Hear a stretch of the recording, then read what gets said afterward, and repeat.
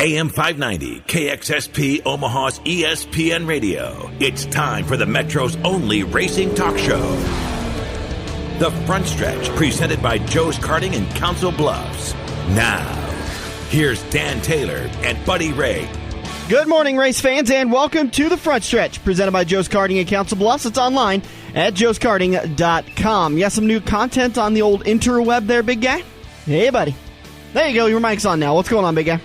Oh, not a whole lot. Just playing catch-up from this weekend. Yeah, catch-up, repair, all of the above. Catch-up, repair the catch-up, then catch-up and repair again. Yeah, it was one slobber-knocker of a weekend, I can tell you that much. That's what I hear. And it was a slobber-knocker of a weekend for NASCAR, not only dirt, too. A lot of teams were torn up this weekend at Daytona. We will recap the results from Daytona here in Turn 1. In Turn 2, we plan on talking with Ben Shelton of MSR Mafia, our last conversation with Ben before it happens, before it's finally here.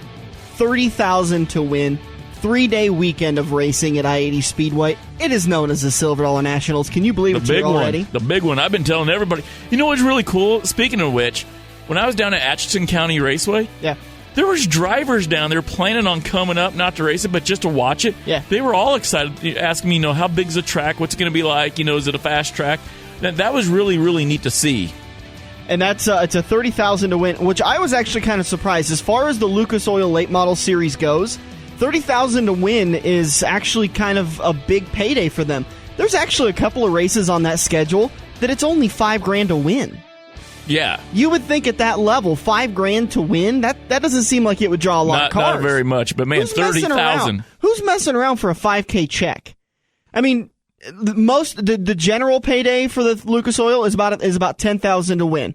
I believe there's two 50,000s, two 40,000s, and three 30,000s at I-80 for the Silver Dollar Nationals is one of them. When you're seeing the $5,000 win Lucas Oil events, that's going to be mainly your guys trying to just maintain some points within the Lucas Oil, and maybe some weekly guys. Because when you start seeing a $5,000 to win, you don't see the pub and the hype and the publicity of a $30,000 event. I was actually really surprised. Maybe it's a conversation for Ben Shelton to talk about, but I guess I would assume that a series of that size, that there would be a minimum payout the series would need in order to come to the track. It'd be nice. Because, again, we'll ask Ben, but it's up to the tracks to determine the payout, not the series, correct? I believe so. The series has their own sets of payouts, their contingencies, and the year-end winning payouts. But, so that'll all happen in Turn 2 with Ben Shelton. Also, Joe Kosiski is going to be joining us in Turn 2 just to kind of help us through the whole motion. Joe's obviously paying attention to the Lucas Oil Late Model Series, getting the track ready to go for this weekend, this coming weekend of racing. So Joe's going to be great to have in the studio, kind of help us along with that interview. And then in Turn 3, we're going to pivot a little bit, but it's still going to talk a little bit of Silver Dollar Nationals. There's also going to be an SLMR Series because we're going to talk with Tad Pospisil, the number 04 KDMR chassis of out of I believe Norfolk. Is he where he's from? I believe so. Man, that guy's fast. He is fast. Very, very fast. In Turn 4, we'll recap the entire show, get you ready for the Pick'ems contest, and so much more. In New Hampshire today, as far as NASCAR is concerned, this was the race that wouldn't end as far as NASCAR was concerned. And I was actually really surprised to read on Monday morning that there were fans and drivers mad that NASCAR called the race on Sunday late afternoon. I did get to watch the race. I was racing down south. But the only thing I could think of, I know there was 2 big wrecks, and only 17 or 21 cars finished the race. On lead lap, yeah. So I got to thinking, what was this, like a Sport Mod 500 or something? I mean, 24 cars start and 10 finish. There was 17 cars on the lead lap. There were an additional 3 cars that were only a lap down, and I believe 21 cars were actually 22, 23, 4, 5, 6, 7, 8. 28 cars actually running by the end of the race. Wow. And how many rain delays? 2. 2. I believe. So 2 rain delays, 2 big ones, and 28 cars finished the race. It was. I knew on Saturday night. I'm just sitting there ready to. I'm praying because I didn't have a co-host that day. I'm like, please give me something to talk about. Give me some content for fans to call in because I can't do this on my own. I was wondering about that. A one-person talk show it stinks. And sure enough, I get the notice the race has been rain delayed until Sunday morning at 10 a.m. And I'm like, oh, you got to be kidding me. But thankfully, we have some great listeners. We have some great fans. And we have great local racing that Stan Caesar called in. You called in. We had a bunch of fans that called in that tried to win tickets to Iowa Speedway. Apparently, the numbers game is really hard. I don't know if you heard that portion of it. One person got it right. Really? One person got it right. And I'm not pointing fingers. I'm not accusing anybody. I could just be suspicious, but I'm fairly certain I heard papers rustling when they were giving their answers. It could have very well been the newspaper, but next time we go live, by the way, next weekend, put it on your calendar. We'll be live next weekend, following the Silver Dollar Nationals, I think. Maybe not. I'll have to check the schedule. Anyways, following, we're going to have to change up the questions a little bit. I'll have to make it a little bit harder. Yeah, I think we're going to have to, because I think even Craig goes, I think he printed off the answers. Which, if you've met Craig, I love Craig. He's a great guy, and he just very slow. Nice. He's a very southerner without a southern accent. But anyways, I can just hear me. I think he printed off the answers. Eric Almirola gets the win on a rain-delayed, rain-shortened Daytona 500. Funny thing about Eric 0400. Almirola winning that, we're in the toter coming back home, and Ari Scouten looks at me and he goes, Eric Almirola won the Daytona. And we all turned around and we're like, did you read that right? Are you sure? And so then we started reading off the top 16, and I'm like, there's really no big names in the top 10 or 16. Here's the big names in the top 15. Kurt Busch, Denny Hamlin, Clint Boyer, Jeff Gordon, Dale Jr. That's about it. Here's the other names. I go through every week and I highlight drivers that kind of stick out to me, whether they're in the top 20 or whether in the bottom 20. Right. They stick out to me. Obviously, Eric Almirola winning the race. Casey Mears came home 4th. Michael McDowell came home 7th. Danica Patrick 8th. Terry Labonte. Texas Terry Labonte. 11th. Alex Bowman 13th. Down in the bottom 20, this is a graveyard of good drivers. Jimmy Johnson finished 42nd. Worst of the chasers. Tony Stewart, 40th. Kevin Harvick, 39th. Carl Edwards, 37th. Kyle Larson, 36th. Greg Biffle, 29th. Kyle Busch, 28th. Casey Kane, 27th. Were those guys all running up front on the first big one? Yeah. The first big one happened within the top 5 positions.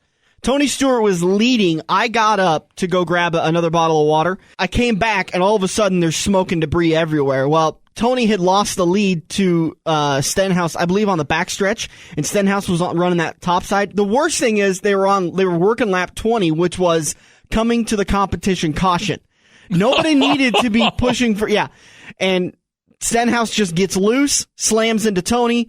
Tony reacts a little bit, and then Gordon is the one that actually made the contact that caused the entire thing. And then Tony just blasted Ricky for, no need to be racing like that on lap 20. We were coming to a competition caution.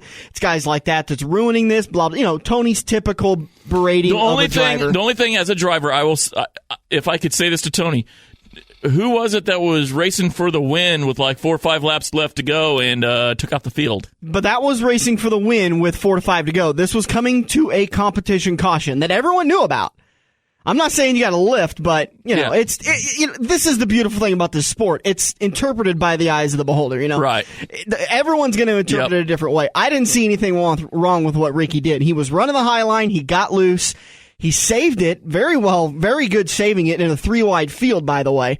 But yeah, it was just kind of one of those situations. But it took out a lot of good cars. I just read them. Jimmy Johnson was destroyed. Ricky Stenhouse, AJ Allmendinger, Tony Stewart, Kevin Harvick, Trevor Bayne, Carl Edwards, Kyle Larson, David Gilliland, Cole Witt. These are all guys that weren't even able to finish. What were the other drivers saying? They didn't berate as bad as Tony did. So then the cameras go right to Ricky after that. And Ricky, I give him credit. He didn't fire back. He didn't retaliate. And he just said, well, we were out there racing. I know it was coming to a competition caution. Maybe I could have backed off, but I was trying to pick up one more position before I went into the pits for our competition caution. I completely agree with him. Well, if you look at his stance, they got those markers all the way around the track, so every time the field goes by a marker, if he picks up a position, he picks up a position. Mm-hmm. So, once they threw that caution, if he could pick up 1 or 2 positions, well, that's just 1 or 2 positions better that he's sitting in on the restart. Absolutely. So I see where he's coming from, but I could see some of the other guys going, man, it's only 20 laps into the race. I think we got plenty of time to pick to pick guys off, but a lot of the guys that were probably berating Stenhouse have also been the ones in the past going, yeah, well, I could have taken it, pretty safe, and I could have stayed back there and just kind of rolled around the track, but I wanted to get up there, another lap, another one or two positions. Yeah. They would have done this. I think they would have done the same thing if they had been in Stenhouse. There's no way you can tell me if Jimmy Johnson's up there in Stenhouse's position, you really think Jimmy Johnson would have held back?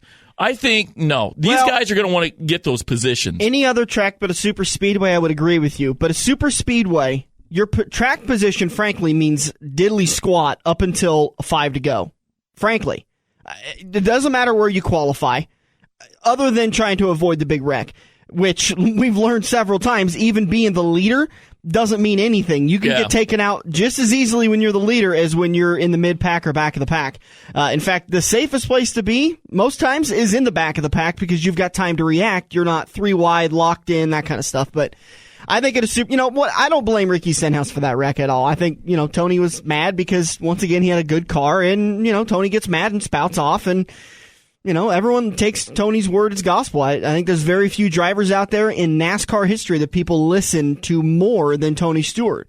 When he says something, NASCAR world listens. Oh, yeah. It's amazing how much power he has when he says something like that, and everyone listens. All right, we've gone over in this break. We'll come back in turn 2. Joe Kosiski's going to join us. We'll talk with Ben Shelton of MSR Mafia and the Lucas Oil Late Model Series to get prepared for the Silver Dollar Nationals. This is The Front Stretch, presented by Joe's Karting on AM 590, Omaha's ESPN Radio. If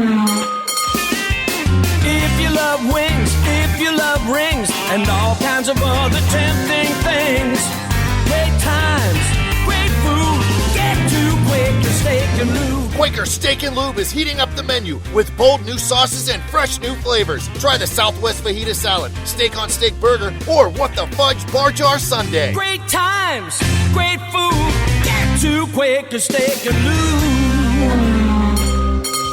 This is Andrew from Kosiski Auto Parts. Kosiski Auto Parts is an insurance-quality used parts supplier that can match your foreign or domestic car or truck needs. If you have a damaged or broke-down car or truck, we guarantee a clean and quality part in next-day fashion. Kosiski Auto Parts, your neighborhood premium recycled parts supplier. Call any Kosiski Auto Parts salesman today by dialing 402-731-4592 or visit us at 5040 I Street in Omaha. Kosiski Auto Parts, our quality used parts will match your car or truck's needs. Are you ready for fast-paced, adrenaline-pumping, wheel-to-wheel racing right here in the Metro? Get to Joe's Karting in Council Bluffs and see what it's like to race real go-karts. Joe's Karting knows it's no fun to race go-karts at 10 miles per hour, so they ripped the governors out, and now the only restriction is how good you are at racing. It's full-throttle, white-knuckle racing every day of the week. Head over to joeskarting.com for hours, prices, and specials, or give Buddy a call today and set up your group races at 712-256-5278. We're working the high line into turn 2 on the front stretch, presented by Joe's Karting. Online at joeskarting.com. Heading into turn number 2 here on the front stretch, brought to you by Kosiski Auto Parts. Online at KosiskiAutoParts.com. Located at 51st and I Street, the Metro's most affordable salvage yard. You can get quality used part at an affordable price with a full warranty. The best deal they got is the used batteries. $40 gets you a battery and a lifetime warranty. Anytime the battery goes bad, bring the battery, the receipt into Andrew, drop it down on the desk, and you're going to get yourself a brand new battery. It's Kosiski Auto Parts, 51st and I Street. Our first guest of the show is Ben Shelton. Welcome back to the show, Ben. Hi, guys. Good to be here. Thanks for having me back. The man of many hats, the proprietor of MSRMafia.com and a writer for OneDirt.com. You're also the announcer for the Lucas Oil Late Model Series, and that's the reason why we've got to talk to you so many times, getting us prepared for the Silver Dollar Nationals. Man, it's crazy to think it is just around the corner. We are just a few days away from the Silver Dollar Nationals. Well, absolutely, and I tell you what, to be fair to my good buddy James Essex, he's actually the voice of the Lucas Oil Late Model Dirt Series. I worked some of their pay-per-views with him, and I'm going to be there doing that. Actually, I'm the series announcer for World of Outlaws, but I don't blame you for not being able to keep up with it. I can't keep up with it most days. But yeah, I'm really excited about making it back to I-80, and I guess a week from here, about a week from this weekend, we're going to be over there. So it's going to be a big time. Coming off a great event last year, and a lot of momentum for this year. I think it's going to be a really good field of cars in both the Lucas Oil Late Model Dirt Series and the USMTS Modifieds. Is your business card about a 9x16 Post-it?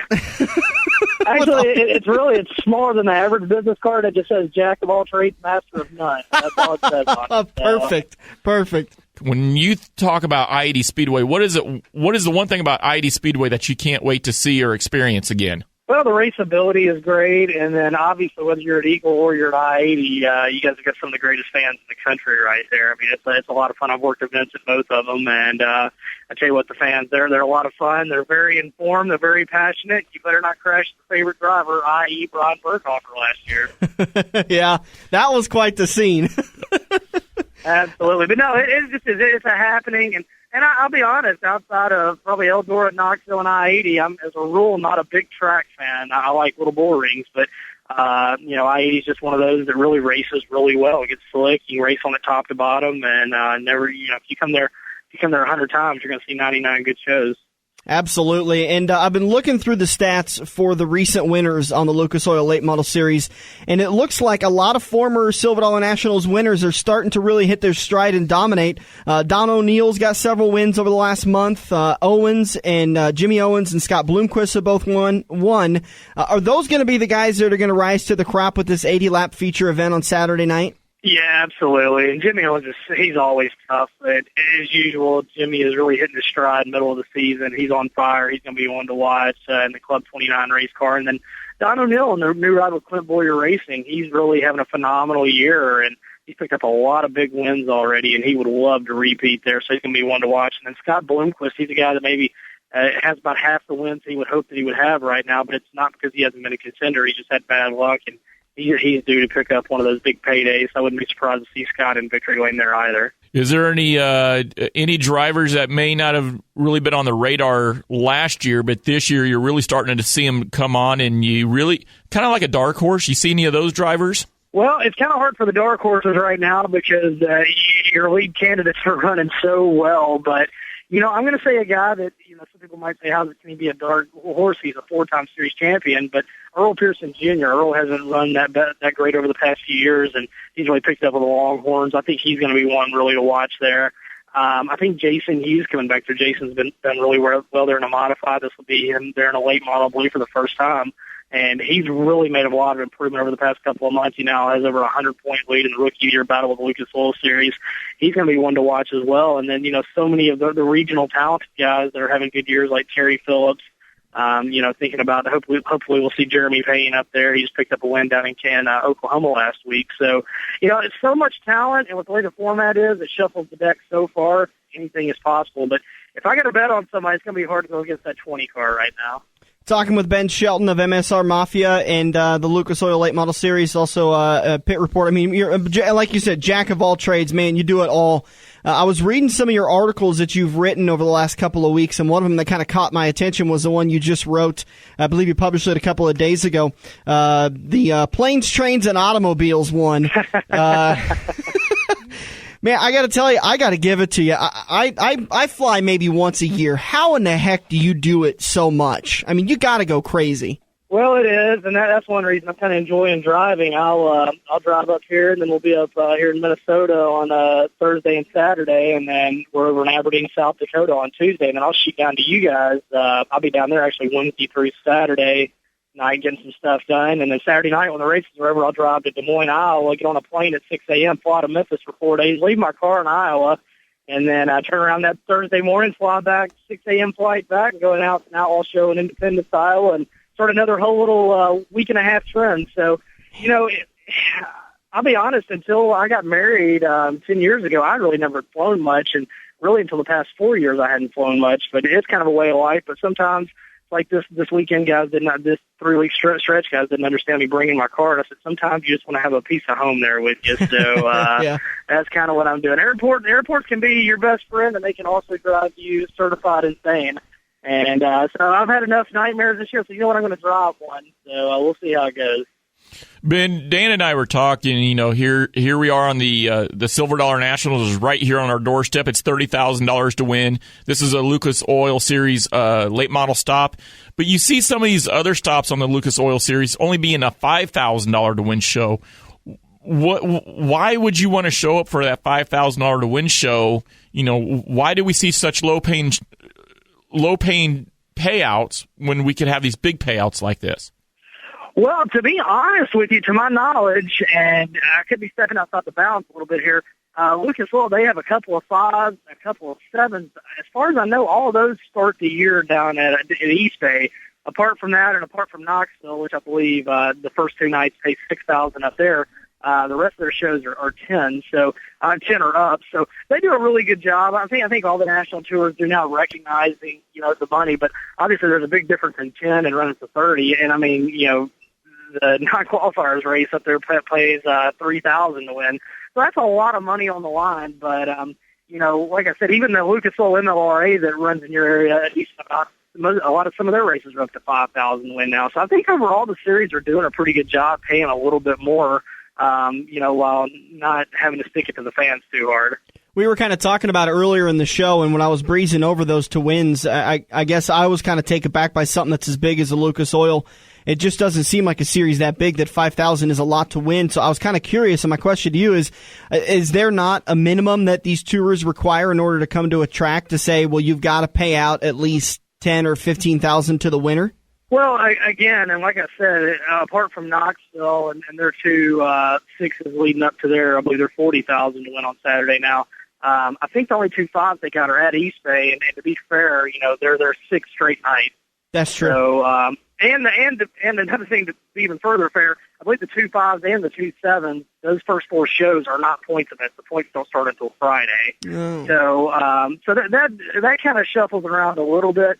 But yeah, most of the tours don't. I think what you might see in the next few years, though, talking with people with both Outlaws and Lucas, you could see some midweek 6s and 7s, and I think the drivers are going to actually like it because I think what everybody's trying to gear toward is more of these 3, 4, 5 race runs when they leave the shop, and not going maybe a long way and only getting a couple of races in.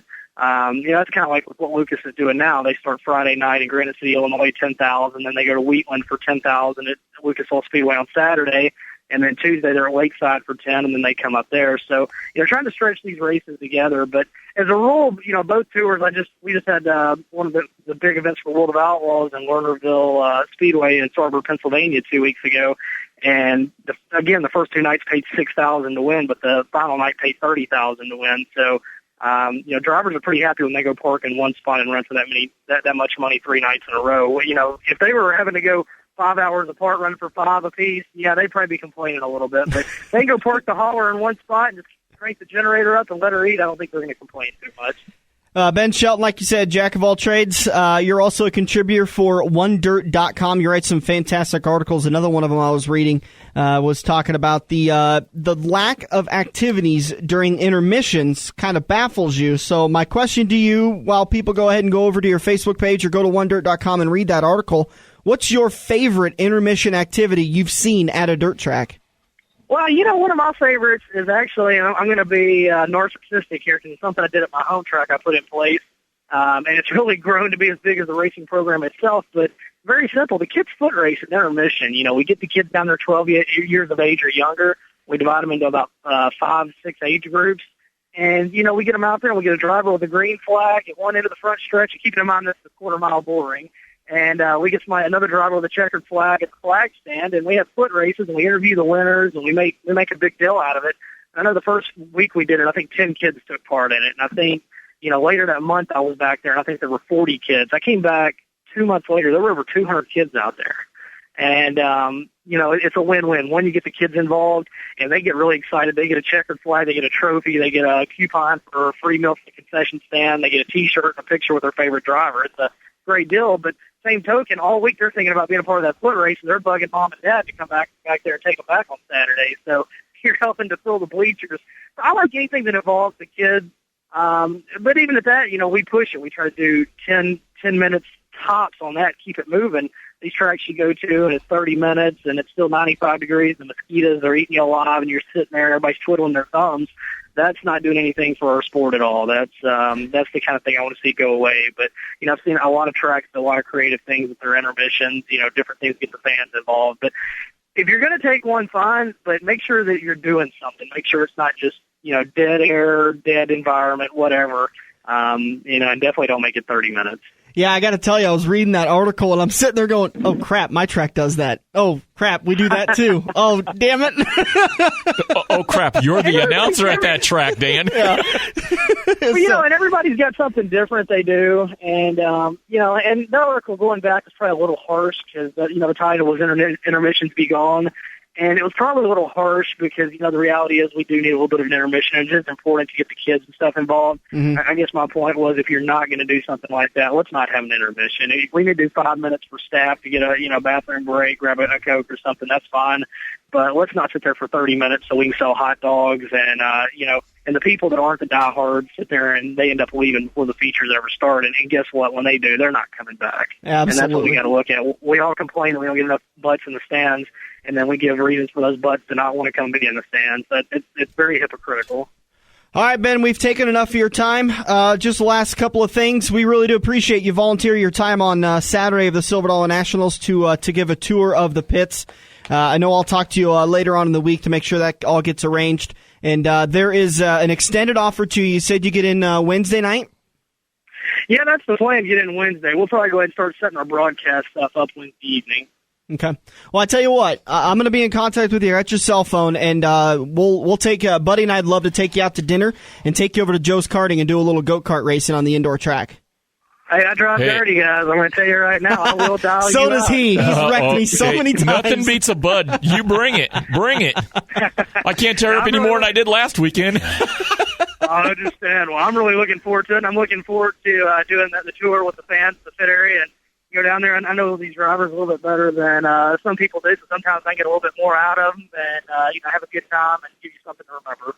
All right, Ben, get to your subway, get over here safely, and we'll talk to you this weekend for the Silver Dollar Nationals. Definitely, guys. Thank you very much. We'll see you next week. So, again, that was Ben Shelton. I love talking to that guy. He is just, it just rolls off the tongue. He's so knowledgeable, so up-to-date. And I'm not kidding, man. I was reading that article from him about what not to do as tracks, and I'm sitting here going, oh, man, we do that. And I'm guilty of it. Like, we've talked, PJ's talked in my ears a couple of times, says, can we do some giveaways? And I'm like, man, I just called, 18 heat races. Can I take a break, go down, get a water, and then when we come back up, heat races or features are ready? But I'm going to start doing that now. I think we need to start building up contests in intermission. He's absolutely right. If it's going to be longer than 10 minutes, which it shouldn't be, you need to be doing something to keep the crowd involved. You got to keep them entertained. I mean, me personally, I've got ADD, and if I'm sitting still for longer than 5 minutes, you've done lost my interest. I don't know. Absolutely. I don't care if I'm in the middle of it. You know, and so when it's 90 degrees out and you're going to a great stock car race, whether it be I-80, Eagle, or wherever, especially at intermission time, you got to keep them entertained, keep their enthusiasm up with something. I mean, something. His opening line is that we live in an age where attention spans have grown to nothing, and you expect me to sit for 30 minutes with nothing going on, staring at the chute, hoping that somebody will fire an engine and pull out. True fact, Jack. I was born with an attention span of nothing. I mean, they don't call you Nat for nothing. All right, we're going to take a quick break. Joe Kosiski's just joining us in the studio. We're going to do an interview with Tad Pospisil. We're going to talk SLMR. We're going to get a full preview of the Silver Dollar Nationals. Hang on, turn 3 just around the corner on the front stretch. For 50 years, Eagle Raceway has been pushing the limits of dirt track racing. Saturday nights, come see the Midwest Best Battle at the fastest third-mile track. Gates open at 5:30 for IMCA Modifieds, Sport Compacts, Hobby Stocks, Sport Mods, and Race Saver Sprint Cars. Eagle kicks their season off on April 19th with the Icebreaker Challenge, featuring the debut of the Race Saver Sprint Cars. Located just 10 minutes east of Lincoln on Highway 34 and online at eagleraceway.com. Wings, if you love rings and all kinds of other tempting things. Great times, great food, get to Quaker Steak and Lube. Quaker Steak and Lube is heating up the menu with bold new sauces and fresh new flavors. Try the Southwest Fajita Salad, Steak on Steak Burger, or What the Fudge Bar Jar Sundae. Great times, great food, get to Quaker Steak and Lube. Are you ready for fast-paced, adrenaline-pumping, wheel-to-wheel racing right here in the Metro? Get to Joe's Karting in Council Bluffs and see what it's like to race real go-karts. Joe's Karting knows it's no fun to race go-karts at 10 miles per hour, so they ripped the governors out, and now the only restriction is how good you are at racing. It's full-throttle, white-knuckle racing every day of the week. Head over to joeskarting.com for hours, prices, and specials, or give Buddy a call today and set up your group races at 712-256-5278. Time to grab another tear-off and make your move. We're headed into Turn 3 on the front stretch, presented by Joe's Karting. Heading into turn number 3 here on the front stretch, brought to you by Alters Metal Recycling. Online at altersmetalrecycling.com with locations throughout Iowa, Nebraska, Michigan, Minnesota, Mississippi, Illinois, Alabama. I mean, buddy, you were talking about it. You're surprised how far this 590 signal goes. Them guys down. Oh, by the way, there was a guy in Scotland that emailed the programming director for 590. He actually picked up 590 one day and was typing what my afternoon guys were talking about. That's how big of a signal 590 has. Scotland. Not Scott's Bluff. Scotland across the pond. So. Glad to see that AM 590 can make those Irish eyes a-smiling. Yeah. So Alters Metal Recycling, a great sponsor of this program. We do appreciate them as always. All right, let's get into the interview. Our next interview for tonight and our final interview tonight. We saved the best for last. A man that we should have been talking to a lot sooner. Tad Pospisil, driver of the number 04 KBMR chassis of the SLMR Series and races throughout the Midwest. Tad, how you doing, man? Not too bad. How about yourself? Hanging in there, enjoying another Midwest weekend and enjoying some racing. I know you guys are gearing up, ready to go out to Albion tonight for a little SLMR action. Yeah, that's right. Hopefully all the fans come down and watch us, and we should put on a good show. I want to say just one more time, I told you on Facebook when we were talking to you, and I think I've warned you a little bit too. If you've got any gripes about Joe Kosiski, you're welcome to air them out on the air right now. We'd love to have that on our program. Well, probably a good thing you're not interviewing my grandpa, no. I was going to say, this is Tad you're interviewing, not Grandpa. Grandpa Jerry, he's always got a reason to want to have a complaint. But, he doesn't mean it. He just really just likes to be heard a little bit. Yep, he does. No gripes on Joe. Tad, that leads me to my first question. Joe, you had referred to a Grandpa Pospisil. Tad, is this a family thing that got you started in racing? Are you a first generation, or are you like an 18th generation like the Kosiskis? I am a third generation. My grandpa, and then my dad, and then me. And so started go-kart racing when I was 8 years old and traveled across the nation and won 3 national championships doing that. And around age 18, we kind of got sick of traveling all the time. So I got into dirt late model racing, and wouldn't you know it, we're starting to travel again. So. Yeah, the SLMR Series is a good kind of put your foot in the water, but not really fully jump in. It does some traveling, but it's not a big expense like something like the USMTS or the Lucas Oil Late Model Series, which are some guys that coming up this weekend at the Silver Dollar Nationals you'll be racing against. Yeah, definitely. It's been a great series that Joe put on, and it allowed guys like me and to get my foot in the door, and without the huge expenses of the motors and the different tire rules and traveling across the nation. At least we stay here locally in the Midwest, so that ain't so bad. Like I said, gets our foot in the door for the next level.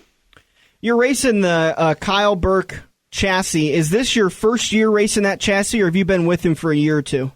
I've been working with Kyle for a while, but this is the first year actually on his so-called, what his missile chassis is called, his own design chassis, and the years before that it's just been a laser by Kyle Burke or a Swartz by Kyle Burke, but this is actually the first year on his own design chassis. We were talking with Stan Caesar a few weeks ago about you and the SLMR Series and about Kyle, and Stan made the comment that he thinks maybe Kyle's helping you a little bit too much because you're starting to beat Kyle.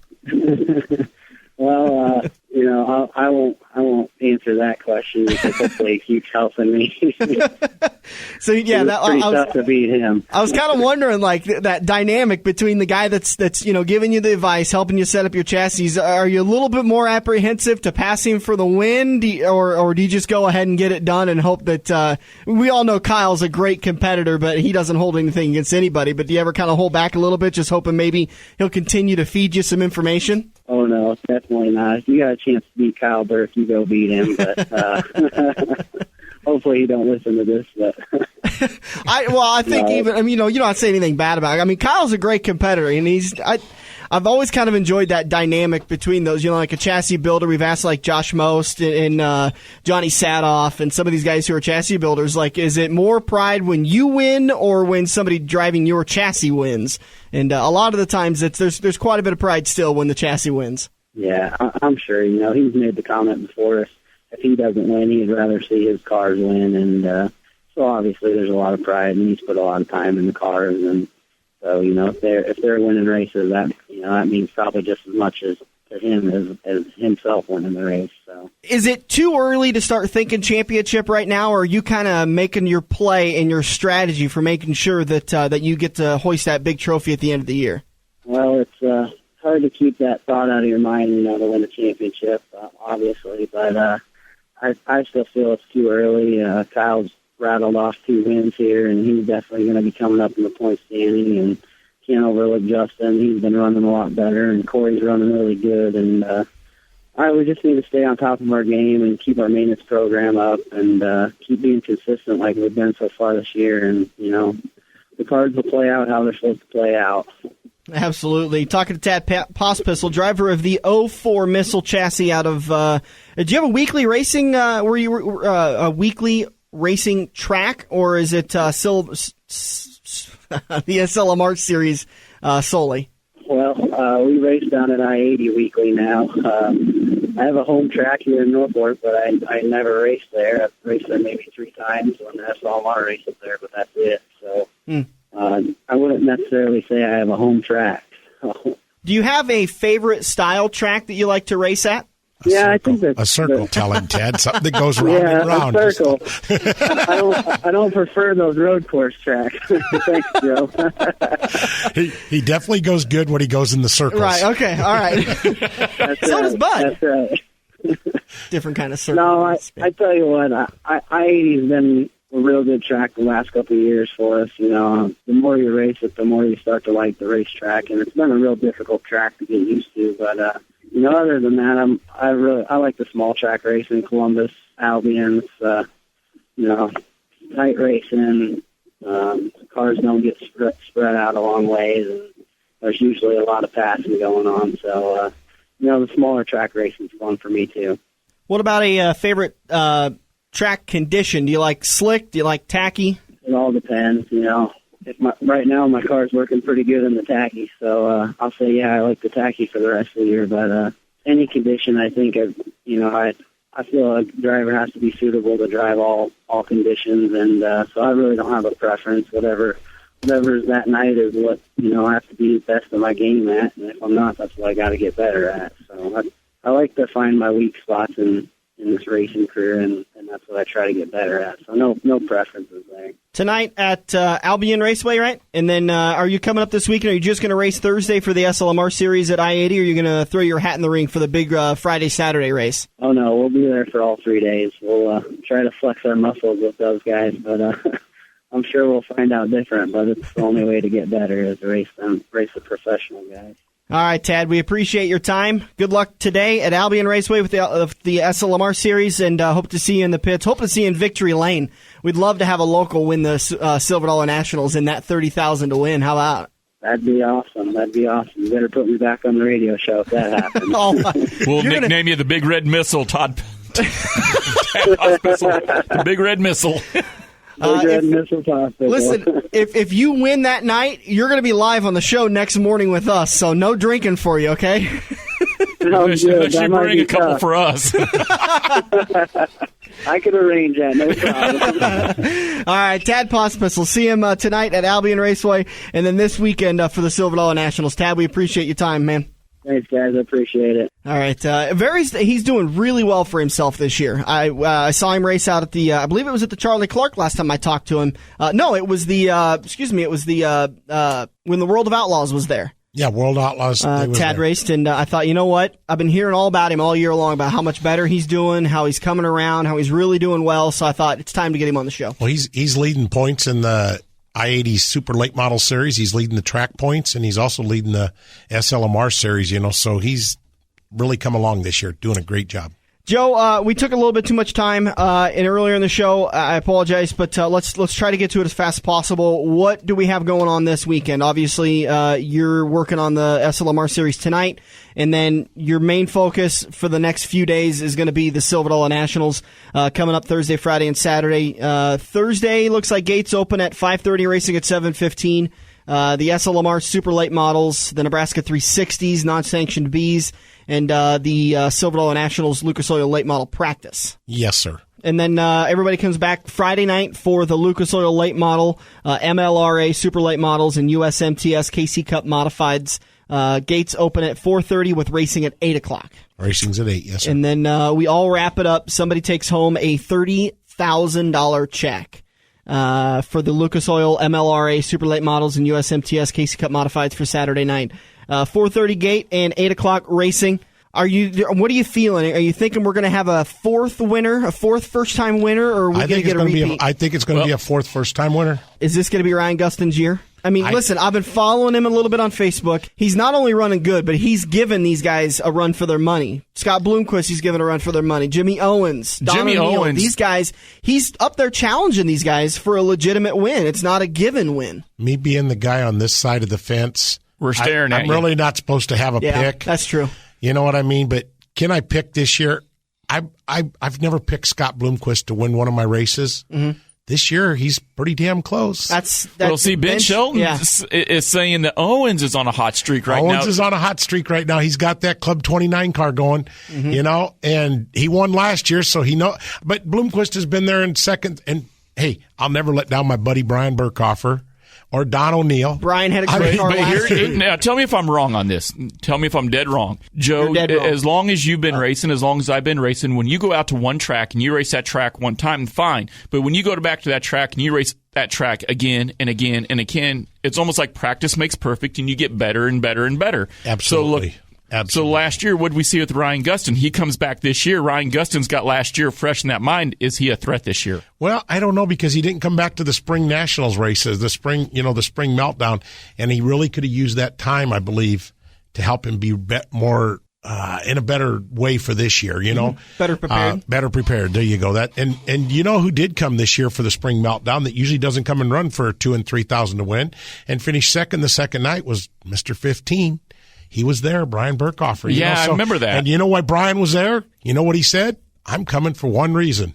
I want to be ready for the Silver Dollar Nationals. Yep. It'd be so cool to see one of our local guys win that. Oh, and this Thursday night, I'm going to tell you what, it's going to be good on Thursday night because last race, the Nebraska 360s bring in some good drivers, but Danny the Dude Lasowski was in town ready to race the last 360 race that rained out on us. Will they be back to practice because they're trying to get ready for the fall brawl? So, it's been an amazing season when you listen to some of these drivers. To tell you how much of a reach that this Silver Dollar Nationals race has, I was just telling Dan before you got here, I was down at Atchison, Kansas racing this weekend, and people were coming up to me. I don't know who any of these people are in Atchison. I'm just down there racing a B-Mod show, and they're like, hey, you come from that track that has that late model race, right? It was like the Silver Dollar Nationals. Yeah. Is that the one where Bloomquist? Everybody, all kinds of people were down there. So it almost kind of turned into an I-80 promo show for me down there. Well, I was like, you guys have got to come up. I go, look, I'm not for sure. Their B-Mods could be sanctioned, but there's a 50-50 chance they're unsanctioned. I'm not for sure right now. But why don't all of you guys bring your B-Mods up Thursday night? And they're like, why Thursday night? It's like, because that's when all the big boys show up and they run practice laps afterwards. And it's amazing to watch those guys get after it. It's a neat show. Yeah, it's a great show that night. And we've taken up too much of your time. We do appreciate you always joining us. Thursday, Friday, Saturday show. Somebody's walking away from I-80 Speedway with a $30,000 check. And one of the largest paydays at... Are you coming, Dan? I'll be there on Thursday. I got to go down to my track on Friday, and then I'll be back on Saturday. Good. To definitely partake in the festivities. And you know what? I'm going to do you... I'll go ahead and lighten your beer load a little bit for you on Saturday night. That sounds real good. That. And then we're going to be live Sunday morning, so make sure you join us. We got to take a break. We'll be back in turn 4 to wrap this baby up. This is The Front Stretch, presented by Joe's Karting on AM 590, Omaha's ESPN Radio. So you raced your car this weekend and it ended up on the wrecker. Alter Metal Recycling in Council Bluffs wants to remind you it's not a total loss. Bring it by their modern scrap metal recycling facility and get top dollar for your car. Alter has a full concrete unloading zone, so you don't have to deal with muddy loading zones, and pays on the spot for your car. Alter Metal Recycling is open 6 days a week, with locations in Omaha, Lincoln, Grand Island, and more. Find your location online at altertrading.com. This week's Young Gun on the front stretch is Hunter Weber, a sophomore at Lewis Central High School in Council Bluffs. Hunter turned his first lap and ended up winning his first feature at Bobcat Speedway in Belco, Iowa. Later in his first season, Hunter moved to Wavelink Raceway in Waverly, where he'd raced for 4 years until it closed down. In 2011, Hunter moved to the newly opened Mini E at Eagle Raceway, where he won back-to-back track championships in the Junior 2 Heavy Division. Hunter doesn't just excel on the track. After learning of his grandfather's cancer, he joined forces with Roger Hayden of Eagle Raceway and Relay for Life to raise over $8,000 for cancer research. When Hunter isn't on the track, he enjoys hunting and spending time outdoors, and also finds time between racing, school, and being a kid to be a mechanic for his grandfather's construction company. As Hunter polishes his abilities, he has aspirations of moving up to the stock car and modified divisions. Keep your eye out for Hunter Weber. He's this week's Young Gun on the front stretch. We have all been there before. Broken car part in your hand and some snot-nosed punk behind the counter has no idea what he is talking about, but he guarantees that this part will fix your car. You pay an arm and a leg for the replacement, get it home, and sure enough, it doesn't fit your car. Now, learn from your mistake and give an experienced salesperson at Kosiski Auto Parts a call today at 402-731-4592. Kosiski Auto Parts will get you back on the road with your arms and legs still attached.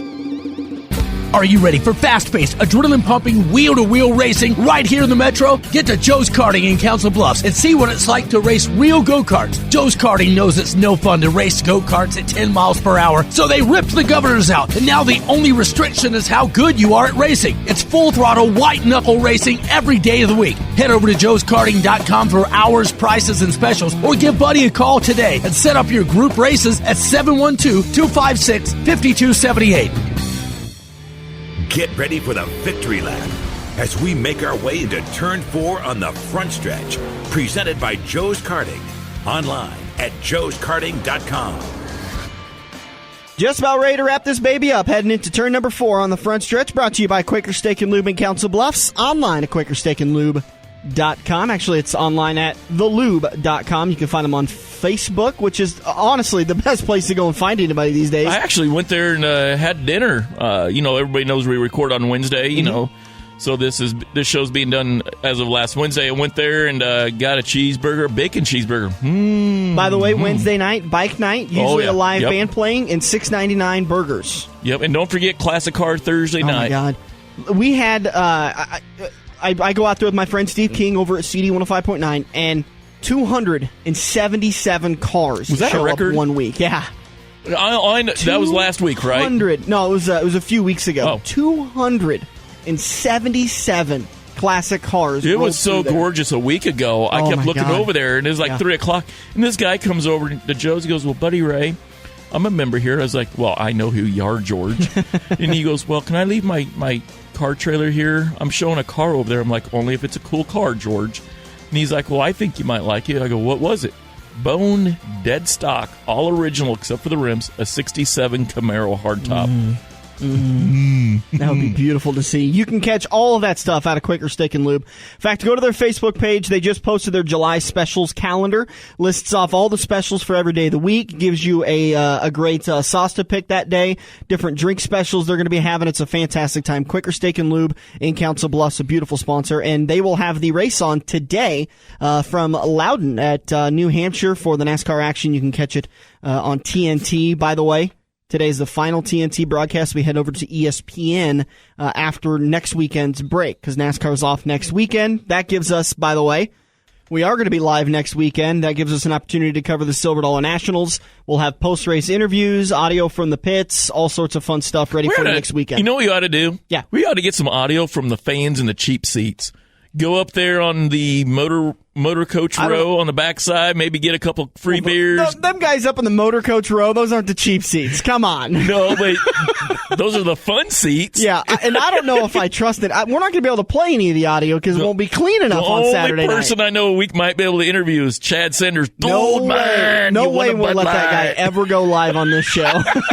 I think we interviewed him once. I learned my lesson. It took me like 6 hours to edit him. He's an awesome guy. He's great, but he's just not FCC friendly, as the rest of us. We've slowly been trained over the years. All right, Pick'em's contest. You finally had a bad week, and boy, oh boy, did you have a bad week. I don't mean to rub that in. I'm just saying, man, you've had a great few weeks. This one was a bad one. Last several weeks, you've had 31, 37, 41, 48, 39, 43, 43. You got 3 at Daytona. Yeah, you got to keep it honest. Yeah, it's, that happens. That's Daytona. That's the tough pick. And what I like about it, what I like about your pick is that it was the 17. You're probably not going to take the 17 again. You got 3 points out of it. What would have hurt you is if you'd have taken the 48, taken Jimmy Johnson, and only gotten 4 points. That would have really hurt I honestly can't remember what I've picked all the way through the end of the year. You've got Casey Kane for today at Loudon. Okay. And then you've got Vickers for next weekend, Charlotte. 2 weeks at Indy. Oh, okay. And then you've got Kurt Busch at Pocono. So not bad picks. The stats don't lie. I'll tell you, a lot of people were very, very lucky this weekend. When Dale Jr. was involved in that first accident, I thought, oh man, we're going to have a big shakeup. But his crew went to work and recovered that machine, did an absolutely phenomenal job getting that car back out on the track, and he was able to salvage a bunch of points. I think he walked away with 30 points. 30 points from the weekend, finishing 14th. I got to thinking about that, and you said his crew got to work. A lot of times, even in dirt, you'll see a lot of the dirt teams. I was a prime example of this down in Atchison, Kansas. We got in a scuffle Friday night. The car got obliterated. We thought we weren't going to come back out Sunday. And, Ari Scouten and his dad, Gus Scouten, and then my new crew chief, Fred Lauer. Sorry, I'm laughing because I sent a text message to Leslie Scouten after the show, and I said, hey, I don't have Gus's pick yet. And she goes, we've been busy fixing Buddy's car. Yeah. It was bad, but if it wasn't for those guys, it's not what I did on the track. If it wasn't for those guys, the car wouldn't be on the track. So a lot of time what I'm getting at is in dirt or NASCAR, you'll see the guys going, well, Dale Jr., you did a really good job bringing that car back. No, Dale didn't. Dale drove the car. Dale didn't do nothing. He just drove the darn thing. The crew, but a lot of times I don't think the crews get enough credit for what they do on dirt or NASCAR. I know I'm picking at you here, but he did do a good job driving the car back through the field. And I'm not saying he did. His crew gave him the opportunity, and that's, they're always the unspoken heroes, and I always love watching those features. You see, MRN does a feature every week on their Facebook page of a crewman. Pick a different crew member of a team, and a lot of times it's the middle tier teams that need that exposure. It's not a Hendrick Motorsports guy. It's not a Joe Gibbs guy. It's Roush Fenway Racing. It's a joke. Because middle tier. Anyways, so they do a great job featuring it. And that's why, when we go to Iowa Speed, when we go to Kansas and we go and do these interviews, you're the big proponent of this. Let's just not talk to the drivers and the owners. I love talking to the team members. Let's go talk to the team members and talk to them. I don't know how many times I was walking at Iowa Speedway. I was walking through the pits, getting audio with these guys, and one of them goes, hey, this guy's from Iowa. Hey, that guy's from over there in just outside of Omaha, Nebraska. And I'm like, really? And he goes, yeah, I grew up there. I love this area. How'd you get to Charlotte, North Carolina? And so he, good story, so fired up. You find good stories from guys like that. We're down in Kansas last year, and I'm walking up to these teams. I'm like, hey, can we talk to you? And I remember a couple of guys looking at us go, you want to talk to us? Yeah. Well, you're the ones that put the car on the track, not these guys. The funniest is when I've just got a little simple recorder, and it's every day for you and I now. But you walk up to these guys and you're like, hey, can I get a quick liner for my show? And these guys it's like somebody dropped a cherry bomb in a group of people. Everybody just scatter. They're like, oh no, you want Bill. No, you want Ted. I don't want to do it. They all take off running. They're all terrified of a little recorder. They don't want to do the spotlight, but it's good to put the spotlight on those guys every once in a while. Absolutely. Because they are the unsung heroes that keep things moving. For the Pick'ems contest, I sent you an email earlier this week. When I started tallying this stuff, I don't know if Joe's Karting is going to be able to remain in business if Sonia Worth comes in there. This woman has won 27 races already. Because you get 2 for being the leader, and you get 1 for being in second and 1 for being in third. She hasn't been out of the top 5 this entire contest. And the only reason why she was out of actually, she was tied for 5th with like 8 other people after Daytona. Because they all take, it's Daytona, and everyone takes the same drivers. And then week 2 at Las Vegas, she picks great again. Here we go. Let me just list off her points from this season. And this is how crazy she's doing. 43 points at Daytona, 42, 41, 32. Her worst so far, one of her worst, Auto Club, 22 points. 36 at Martinsville, 35, 38, 41. Talladega was rough for her. She got 19. 35 at Kansas, 40, 41, 40, 44, 32, 36. And now she recorded another worst, 25 points at Daytona for the 400. She's 50 points ahead. She hasn't left the lead. She hasn't relinquished the lead since week 3. Well, for all the other, now granted, I can't win any of the items in the Pick'ems contest playing along, but, for all the others out there, if you want me to start picking the same picks as Sonia Worth, drop me a line at Facebook, because we know my kiss of death is brutal. I think she honestly, I don't know, she's good. She's really good at this. She may not be able to be caught by this. 50-point lead over John Dumpert. John has a 36-point lead over Jim Brandon in third place. Jim has a 6-point lead over Teresa Wolf in fourth, and Monty Oman, he's coming back after his down spell, has 525 He's probably taking points. My picks. Yeah, oh, he's doing better, but yeah, everyone has their lull. I'm just waiting for Sonia to have hers. I thought this weekend, what's going to be a heartbreaker is watch her lull be the last 5 races of the year. Oh yeah, no kidding. That will be the heartbreaker. It's going to take 5 weeks of lulls for these guys to catch her too, like what we've been talking about.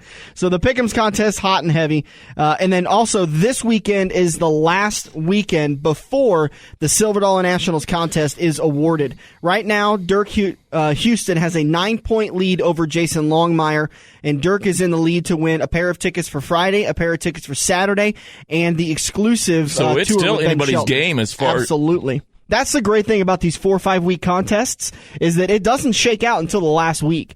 I had to put in a bunch of tiebreakers just in case because it was a shortened week. Jason Longmire has a 5-point lead over Jeremy Roebuck, and then Jim Brennan 15 points back out of the lead, and Jim Laughlin 17 points out of the lead. So second place wins a pair of tickets to Friday, and so does third place. But that exclusive tour with Ben Shelton's going to be really cool. Are you going to come into the pits with me on Saturday and do that? I plan on it. I'm going to do it too. I want because I got a lot to learn about this sport, and it'd be fun to kind of pick Ben's brain for about with an hour. the holiday horsepower drive, the 7th annual Racing with the Stars coming down the road. I want to get another helmet, get all the drivers to autograph that helmet. Really good idea. Get a bunch of souvenirs too. I think I'm going to buy a bunch of die-cast cars and see if I can't get them signed, and then maybe give them away at the end of the year for the Pick'ems contest at Quaker Steak and Lube. So a lot rolling on for today's race at Loudon. All right, so you've got Casey Kane. You're going to take the number 5. You're not worried about anything with the old 5 machine? Nah. Solid pick. All right. We appreciate you joining us. Want to say thank you to Tad Pospisil for joining us. Also, Ben Shelton, and as a big thank you goes out to Joe Kosiski. Remember, we'll be live next weekend to do it and to recap all of the action from the Silver Dollar Nationals. I'll be there. I'm going to try to be there on Thursday. It just depends on my schedule. I'll definitely be there on Saturday, and I got to be. I'm at Crawford County on Friday night. What nights are you planning on being out at the Silver Dollar Nationals? Thursday night is our weekly racing show, and then Friday night I was thinking about going to Crawford County, but I'd almost like to really kind of sit back and relax, and then Saturday night be out at I-80. So we'll both be out there on Saturday night. If you happen to see us out and about, we'll have our gear on, our front stretch gear on. Feel free to say hi, and we'd love to talk to you a little bit and get to know our fans a little bit more. Apparently, we have a fan base that's growing. It's kind of cool. We're up to 3. Yes.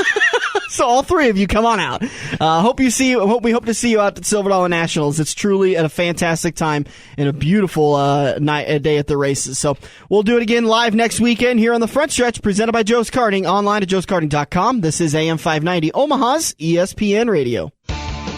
For 50 years, Eagle Raceway has been pushing the limits of dirt track racing. Saturday nights, come see the Midwest Best Battle at the fastest third-mile track. Gates open at 5:30 for IMCA Modifieds, Sport Compacts, Hobby Stocks, Sport Mods, and Race Saver Sprint Cars. Eagle kicks their season off on April 19th with the Icebreaker Challenge, featuring the debut of the Race Saver Sprint Cars. Located just 10 minutes east of Lincoln on Highway 34 and online at eagleraceway.com.